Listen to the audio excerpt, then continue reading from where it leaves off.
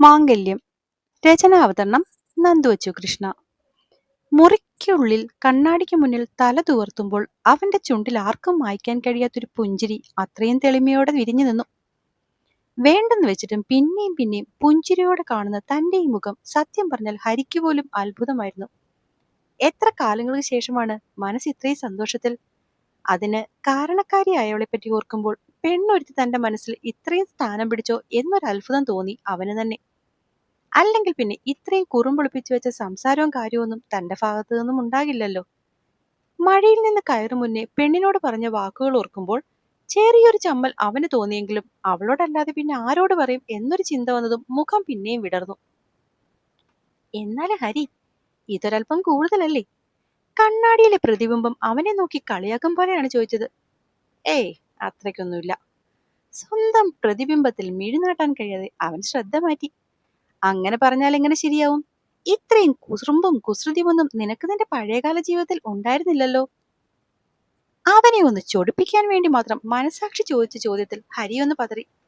ശരിയാണ്, കൺമണിക്ക് മുന്നേ തനിക്ക് പഴയൊരു ജീവിതമുണ്ടായിരുന്നു. ആ ജീവിതത്തിൽ താൻ സന്തോഷനായിരുന്നു. പാതിയായി വന്നവളെ മനസ്സ് തുറന്നു തന്നെയാണ് സ്നേഹിച്ചത്. പക്ഷെ അപ്പോഴും എന്തൊക്കെയോ അതിർവരമ്പുകൾ തങ്ങൾ തമ്മിൽ ഉണ്ടായിരുന്നു. തന്റെ പല ശീലങ്ങളും സ്വഭാവങ്ങളും നീരജയ്ക്ക് ശരിക്കും ബുദ്ധിമുട്ട് തന്നെയായിരുന്നു. അതിന്റെ പരിഹാസങ്ങളും പരിഭവങ്ങളും പലപ്പോഴും ജീവിതത്തെ ഒരു സാധാരണ രീതിയിൽ എന്നതിലും അപ്പുറം പരസ്പരം കോംപ്രമൈസ് എന്ന രീതിയിലാണ് മുന്നോട്ട് കൊണ്ടുപോയിക്കൊണ്ടിരുന്നത്. പക്ഷെ ആ ജീവിതത്തിലും തനിക്കാരോടും പരാതിയൊന്നും ഉണ്ടായിരുന്നില്ല. മറ്റുള്ളവർക്ക് മുന്നിൽ എപ്പോഴും തങ്ങൾ ഐഡിയൽ കപ്പിൾസ് തന്നെയായിരുന്നു. പക്ഷെ അപ്പോഴേക്കും എന്തോ ഒരു മിസ്സിംഗ്. അത് തങ്ങൾക്കിടയിൽ ഉള്ളത് പലപ്പോഴും അറിഞ്ഞുകൊണ്ട് തന്നെ കണ്ടില്ലെന്ന് അടിച്ചു. പക്ഷെ ഇപ്പോൾ മനസ്സിലാകുന്നുണ്ട്, താൻ എന്ന് വളരെ കെയർലെസ്സായി അവോയ്ഡ് ചെയ്തിരുന്ന ആ മിസ്സിംഗ് എന്ന് പറയുന്നത് മറ്റൊന്നുമായിരുന്നില്ല, മറിച്ച് പരസ്പരമുള്ള സ്നേഹം എന്ന ഇത്രയും ഇമ്പോർട്ടന്റ് ആയ കാര്യമായിരുന്നു എന്ന്. അതിപ്പോൾ തനിക്ക് മനസ്സിലായത് മുന്നിലുള്ളവളുടെ സ്നേഹത്തിൽ നിന്നും. ഹരി ഒന്ന് നെടുവീർപ്പെട്ടു. അതെ, കൂടുതൽ പഴയ ഓർമ്മകളിലൊന്നും പോകണ്ട. ഇപ്പൊ ഞാൻ ചോദിച്ച ചോദ്യത്തിന് മറുപടി പറയ്. ശരിക്കും അസ്ഥിക്ക് പിടിച്ചോ പ്രേമം? കൺമുന്നിലെ പ്രതിബിംബം അവനോട് പിന്നെയും കളിയാക്കി ചോദിച്ചതും നിമിഷം കൊണ്ടാണ് അവൻ പഴയകാല സകല സംഭവങ്ങളിൽ നിന്നും ഓടി അല്പം മുന്നേ തന്നെ മിഴിഞ്ഞ കണ്ണോടെ നോക്കി നിന്നവളുടെ കണ്ണിലെ മായാവലയത്തിൽ കുടുങ്ങിപ്പോയത്. പറയ് ഹരി, നിന്റെ ഉള്ളിലിപ്പോൾ അവള് മാത്രമല്ലേ ഉള്ളൂ? അകത്തും പുറത്തും ഒക്കെ അവള് മാത്രമേ ഉള്ളൂ. അത്രയും മനോഹരമായി പുഞ്ചിരിച്ചുകൊണ്ട് അവൻ ഉറക്കെ പറഞ്ഞതും, നാനാണോ ഹരി? ഒരു പാമ്പേഴ്സും ഇട്ട് ഇടുപ്പിൽ കൈകൂപ്പി വീർത്തുന്തിയ കവളുമായി പിന്നിൽ നിന്നും ഉടനെ ചോദ്യമെത്തി. അത് കണ്ടതും അവൻ തുവർത്തിക്കൊണ്ടിരുന്ന തോർത്ത് കഴുത്തിലൂടെ ചുറ്റി പെട്ടെന്ന് തിരിഞ്ഞു നോക്കി. ഓ, ഞാനാന്നേ. ചിരിച്ചുകൊണ്ട് അവൻ പോയി കുഞ്ഞിനെ കോരിയെടുത്തു. ഇതെന്തു പറ്റി? നിന്റെ കണ്ണിന്ന് ഉടുപ്പൊന്നും ഇട്ടു തന്നില്ലേ?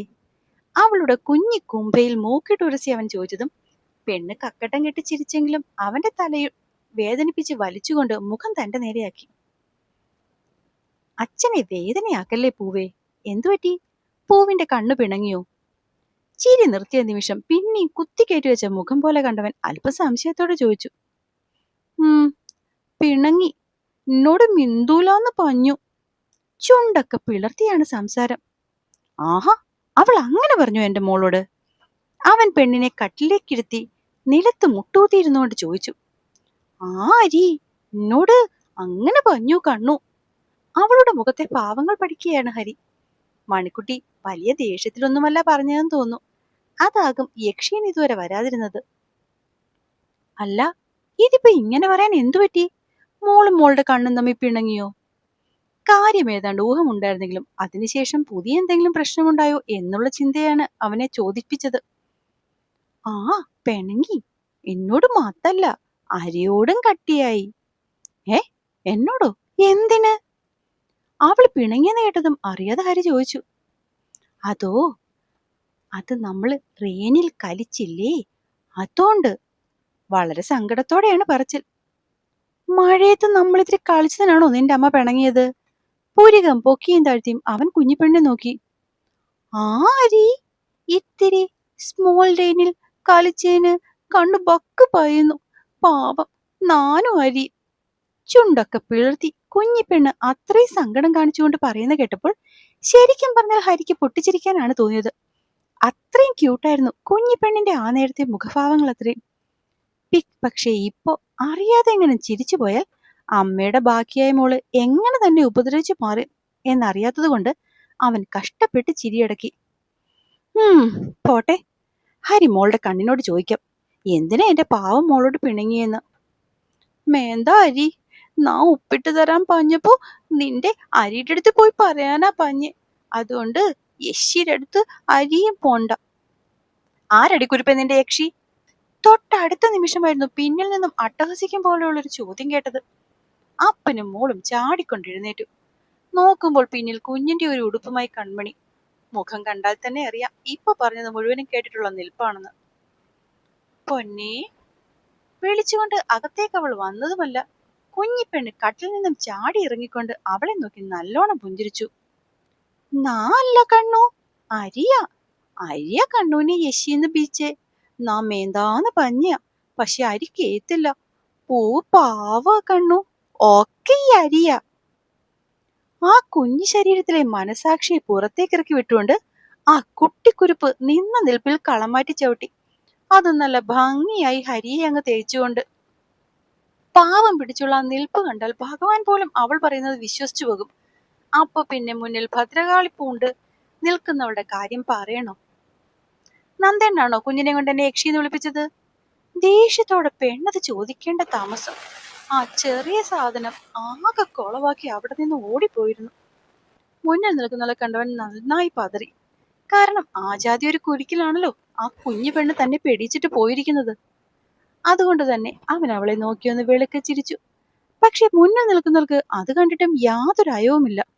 അപ്പോൾ തന്നെ പണി പാളിയെന്നവന് മനസ്സിലായി. ഒരു കൈയിൽ കുഞ്ഞിപ്പെണ്ണിന്റെ ഡ്രസ്സും മറ്റേ കൈ ഇടുപ്പിലും വെച്ച് ഇപ്പൊ തന്നെ നോക്കി തീർക്കും എന്ന പോലെയായിരുന്നു അവളുടെ ഭാവം അത്രയും. ഹരി മെല്ലെ അവൾക്കടുത്തേക്ക് ചെന്നു. പക്ഷെ കാറ്റിന് കല്ലടിച്ച പോലെ അവൾ അവനെ നോക്കി നിന്നതല്ലാതെ അങ്ങോട്ടും ഇങ്ങോട്ടും മാറുന്നില്ല എന്ന് കണ്ടതും ഹരി അവൾക്കടുത്തേക്കെത്തി ഒന്ന് ദീർഘശ്വാസം എടുത്തു. ഈ നേരത്ത് താൻ എന്തു പറയാൻ ചെന്നാലും അവൾ ദേഷ്യപ്പെടും എന്ന് അവൻ ഏതാണ്ടൊക്കെ ഉറപ്പായിരുന്നു. അതുകൊണ്ടാകും പിന്നെ മറ്റൊന്നും ആലോചിക്കാതെ വീർപ്പിച്ചു വെച്ച ആ കവിളിൽ ചുണ്ടൊന്ന് തൊട്ടു മാറിയവൻ മാറിയത്. ഒരു കുഞ്ഞു പൂവിതൾ തഴുകി മാറുമ്പോൾ അത്രയും മൃദുവായി. പിന്നെ ഒരു നിമിഷം പോലും അവിടെ നിൽക്കാതെ അവൻ വേഗം മുറിയിൽ നിന്ന് ഇറങ്ങിപ്പോയി. മണിക്കുട്ടി ഞെട്ടി. എന്തെങ്കിലും ന്യായം പറഞ്ഞ അച്ഛനും മോളും കൂടി പിരണ്ട് കളിക്കുമെന്ന് പ്രതീക്ഷിച്ചെടുത്ത് അവന്റെ ഇങ്ങനൊരു പ്രവൃത്തി. ഒറ്റ നിമിഷം കൊണ്ട് കാറ്റഴിച്ചു വിട്ട ബലൂൺ പോലെ അവൾ ഹരി പോയ വഴിയെ പിടഞ്ഞു നോക്കി. അതേസമയം പെണ്ണിന്റെ പെട്ടെന്നുണ്ടായ മാറ്റത്തിൽ ചുണ്ട് കൂട്ടിപ്പിടിച്ചൊരു ചിരിയോടെയാണ് അവൻ ഹാളിലേക്ക് നടന്നത്. അവിടെ ചെല്ലുമ്പോൾ ഈ പ്രശ്നങ്ങൾ മൊത്തം ഉണ്ടാക്കി വെച്ചവള് അച്ഛന്റെ മടിയിലിരുന്ന് ചോക്ലേറ്റ് തിന്നുന്നു. കണ്ടപ്പോ കാലെ പിടിച്ച് നിലത്തടിക്കാനാണ് തോന്നിയത്. പിന്നെ അത് സ്വന്തം പ്രോഡക്റ്റ് ആണോ എന്ന് ആലോചിച്ച് അവനൊന്ന് അടങ്ങി. ഈ നേരം അവൻ ചെല്ലുന്നു എന്ന് കണ്ടതും പെണ്ണ് കള്ളക്കരച്ചിലോടെ അവനെ ഒന്ന് നോക്കി അച്ഛന്റെ മടിയിലേക്ക് വീണ്ടും ഒതുങ്ങി. കുഞ്ഞിപ്പെണ്ണെ നോക്കി കണ്ണുരുട്ടി ഹരി വന്നവളുടെ തൊട്ടടുത്തിരുന്നു. മണിക്കുട്ടി എന്തേടാ, ഇവൾക്ക് ഡ്രസ്സ് ഇടിക്കാന്നും പറഞ്ഞ് അങ്ങോട്ട് വരുന്ന കണ്ടായിരുന്നല്ലോ. മാഷ് ചോദിച്ചിട്ടും ഹരിയുടെ നോട്ടം പോയത് കുഞ്ഞിപ്പെണ്ണിലാണ്. അവൾ അങ്ങോട്ട് വന്ന കഥയൊന്നും അച്ഛൻ എന്നെ കൊണ്ട് പറയിപ്പിക്കാതിരിക്കുന്നതാണ് നല്ലത്. ഈ അരച്ചാൻ വലുപ്പത്തിലുള്ള സാധനം അവളുടെ മുന്നിൽ എന്നെ ഇട്ട് കൊടുത്തിട്ട് ഓടി വന്നിരിക്കുന്ന ഇരിപ്പാ. ഹരി കുഞ്ഞിപ്പെണ്ണിന്റെ കവളൊന്ന് പിടിച്ചു വലിച്ചു പറഞ്ഞു. നാ രക്ഷപ്പെടാൻ പഞ്ഞയല്ലേ അരിയോട്, അരിയെന്താ ഓതാഞ്ഞേ? തന്റെ ഭാഗത്ത് ഒരു കുറ്റവും ഇല്ല എന്ന പോലെയുള്ള അവളുടെ ആ പറച്ചിൽ കേട്ടതും അവൻ കണ്ണു ചെറുകി പെണ്ണിനെ ഒന്ന് നോക്കി. സത്യം, നാ ഓതിയപ്പോ അരിയെന്താ പിന്നാലെ ഓതാഞ്ഞേ? അപ്പൊ അരിയുടെ കുത്തവ. അവനെ നല്ലോണം പുച്ഛിച്ചുകൊണ്ടുള്ള പെണ്ണിന്റെ അവസാന വാചകം കൂടി കേട്ടതും കാര്യമൊന്നും മനസ്സിലായില്ലെങ്കിലും അച്ഛൻ ഉറക്കെ ചിരിക്കാൻ തുടങ്ങി. എന്റെ ഹരി, മിക്കവാറും ഇവള് കാരണമാകും നിനക്ക് അകത്തുള്ളവളുടെ കയ്യിൽ നിന്ന് ചപ്പാത്തിക്കോലിന് അടി കിട്ടാൻ പോകുന്നത്. സത്യ അച്ഛ, യൂദാസ് പോലും ഇവളുടെ മുന്നിൽ ശിശുവാ. അയാളത് പറയുമ്പോൾ ഹരിയും തല കുലുക്കി ഒപ്പം നിന്നു. അതേസമയം അകത്തുള്ളവളുടെ അവസ്ഥ വല്ലാത്ത കഷ്ടത്തിലായിരുന്നു.